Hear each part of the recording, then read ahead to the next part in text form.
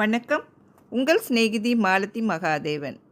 ஒரு குட்டி கதை, ஒரு நிமிட கதை பார்க்கலாங்களா?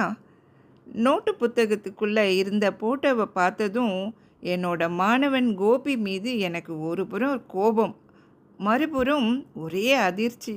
அரைகுறை ஆடையில் மிக மோசமான தோற்றத்தில் பார்த்த உடனே அது ஒரு கவர்ச்சி நடிகையின் படம்னு புரிஞ்சது. நல்ல வேளை மற்ற மாணவங்க யாரும் பார்க்கல. அதை எடுத்து என்னோட பைக்குள்ளே மறைச்சி வச்சுக்கிட்டேன். எல்லார் முன்னிலையிலும் கேட்க வேண்டாம் அப்படின்னு நினச்சேன்.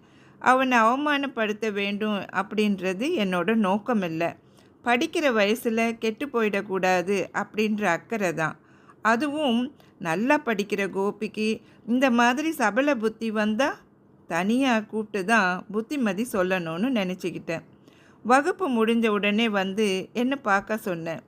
ஏதோ ஒரு தயக்கத்தோட கோபி வந்தான். கோபி, உன்னை மாதிரி நல்ல மாணவன், நன்றாக படிக்கிற மாணவன் இப்படி கெட்டு போகலாமா? படிக்கிற காலத்தில் கவனம் படிப்பில் இருக்கணும். நீ நன்றாக படிக்கிற மாணவன் தான். ஆனால் கெட்ட பசங்களோட சேர்க்க ஒரு நல்லவனையும் கெட்ட வழியில் கொண்டு போய் விட்டுடும். இந்த போட்டோவை யார் கொடுத்தா அப்படின்னு போட்டோவை எடுத்து காட்டினேன்.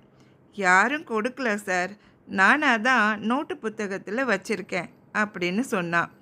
நான் அநாத ஆசிரமத்தில் தங்கியிருந்து படிக்கிறேன்னு உங்களுக்கு தெரியும். எங்கள் அம்மா வறுமை காரணமாக சினிமாவில் துணை நடிகையாக இருந்தாங்க. அப்போவும் என்னை எந்த குறையும் இல்லாமல் படிக்க வச்சாங்க. திடீர்னு ஆஸ்மா நோயால் இறந்து போயிட்டாங்க. ஒரு நல்ல ஃபோட்டோ கூட எடுக்க முடியாத எங்கள் அம்மாவோட இந்த ஃபோட்டோ ஒன்று தான் சார் என்கிட்ட இப்போ இருக்குது.